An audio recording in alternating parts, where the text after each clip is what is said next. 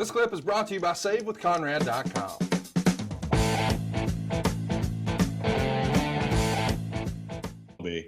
No, sincerely, is this somebody who's on your radar? I mean, we know Jerry Briscoe was looking for amateur wrestlers and whatnot, but who would have had like a relationship? Were you tight with Rick? Was Rick calling you and saying, "Hey man, got to take a look at this kid"?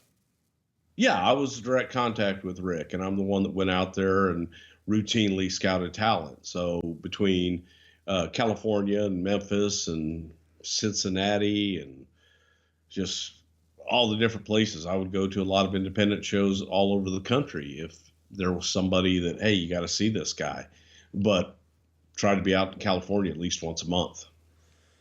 Let's also mention that Masters has said in the past that your brother, Dr. Tom, is the one who came up with his name. He's only 20 years old when he signed. Do you remember any early reports? Like what was the other Prichard saying about Masters? Well, again, it was someone that had desire, and it was someone that had a lot of potential. He was very young. So this was someone that you could hopefully train before they get any bad habits. A lot of times talent will, go somewhere else, or they'll work for a long time, and you pick up bad habits sometimes. That you do things a certain way that may not be the right way. So to get them young and be able to train them in their infancy in the business is imperative. I want to mention the timing here. I think everybody remembers that Randy Orton signed with the WWE in 2001 and very quickly had success and became, the youngest world champion or what have you, just almost immediate success. What I'm driving at here is Randy Orton was not without a little bit of growing pains, and a lot of that's probably largely due to his age. Are you skittish about signing someone who's just 20 years old, or do you view that as a positive? Both.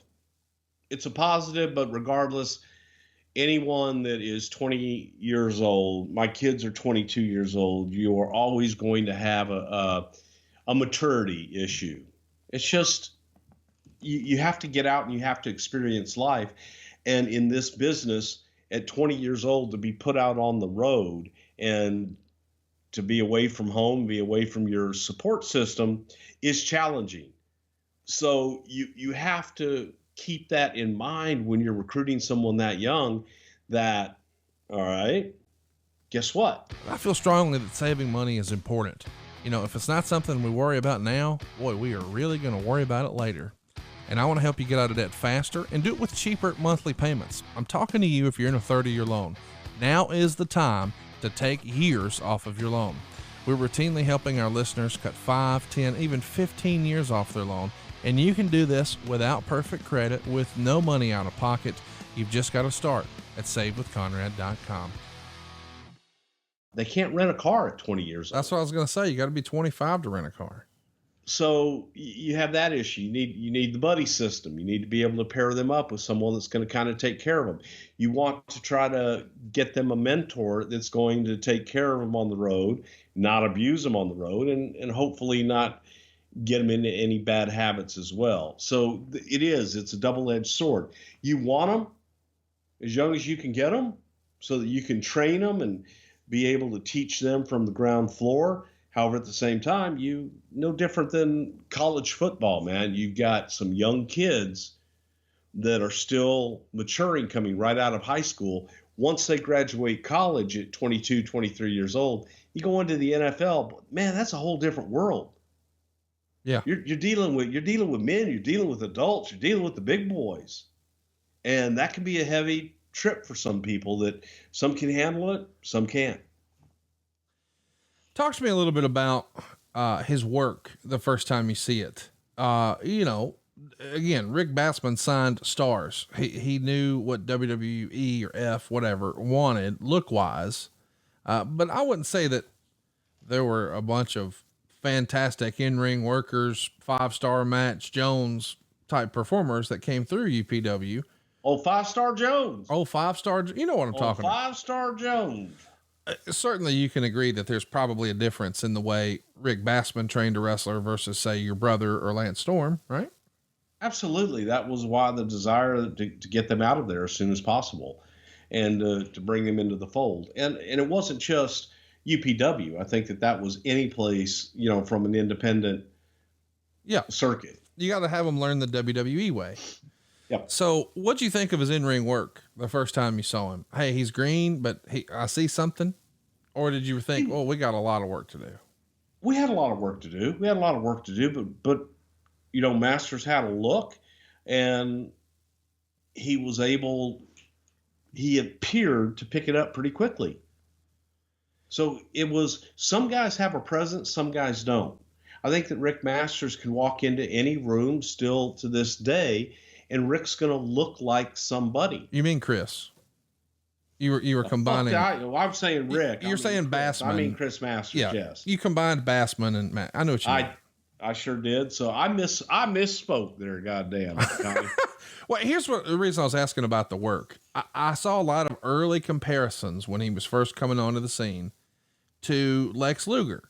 Now, the difference being Lex Luger did come in and have very quick success. I think he started in late 85 and, he was on TBS in early 87.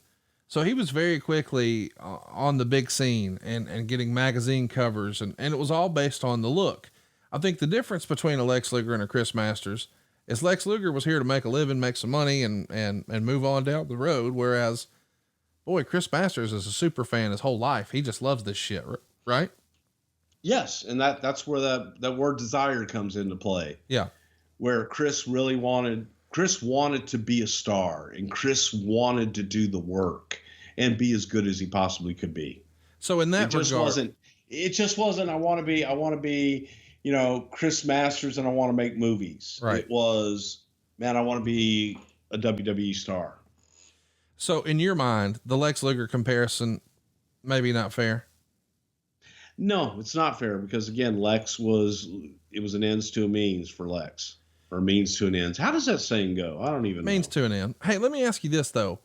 From a Vince standpoint, when you see Chris Masters and you decide, hey, we got to do something with this kid and he gets signed and he's going to developmental, is he on Vince's radar or is that too early? Is it almost like, no, I don't want to show him too soon because I know Vince is going to fall in love with this or that. We got to get him cleaned up a little bit, WWE polished up or whatever.